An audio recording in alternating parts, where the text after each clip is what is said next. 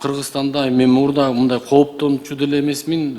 Азыр болсо өтө кооптуу болуп калды. Мореки наркотика боюнча, синтетикалык наркотикалар боюнча биздин жаштар өтө мындай эме болуп атат да.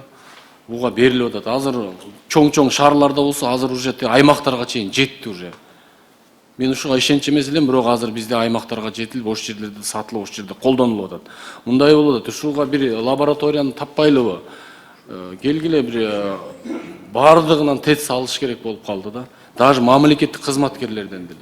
Ал мындай болуп атат. Аны колдонушат дагы акырын мындай кандай деп коет, отвлекающий бир маневр сыяктуу кылышып эле мындай спиртной пиво ичип коюшат экен.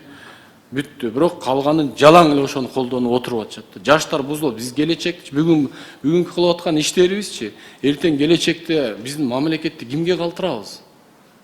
Наркомандарга калтырабызбы? Ушундай маселе болуп калышы мүмкүн болот. 15-20 жылдан кийин массовый түрдө ушундай кетет да муну. Уже биз тукумсуздукка, население азаят, мындай келечекти ойлосок, биз ушуну мындай карабайлы, сиздер да бир планга киргизип, ар бир ата энеге, ар бир үй бүлөгө айтыш керек. Балдарыңар кайсы жерде? Бишкекте окуп атабы, университетте окуп атабы, мектепте окуп атабы, баарынан тесттерди алыш керек. Наркотиканы өзүнчө бөлгөн бир лаборатория тест табышыбыз керек да, ошолорду мындай ар бирин текшерип чыгыш, анализ алышыбыз керек болуп калды. Ушуга барыш керек да.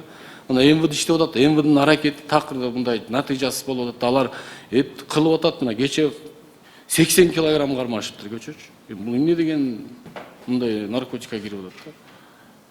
А бирок ошого да силер да бир жардам берип, ушул кандай бир багыттарын жардам берсеңер жакшы болот эле. Тесттерди ойлоп таап, же лаборатория кылабызбы? Ар бир жараны текшериш керек болуп калды. Даже мамлекеттик кызматкерлерди дагы. Ушу суроолорго жооп берип коюңузчу. Рахмат. Наркотиктер боюнча айтып кетейин. Азыр биз Россия тарап менен биз проектти иштетип атабыз. Ар бир мектепте саркындуу сууларын анализге чыгаруу боюнча бир проект болуп атат, сүйлөшүүлөр жүргүзүп атат.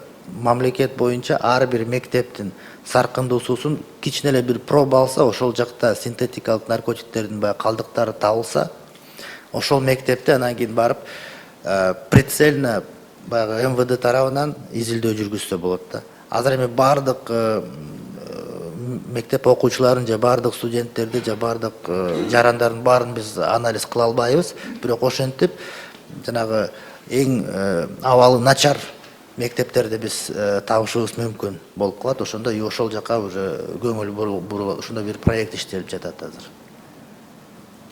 Канализациянын саркындуу суун аныктаса болот экен, синтетикалык наркотиктердин калдыктарын. Ошол кыскача жооп ошол.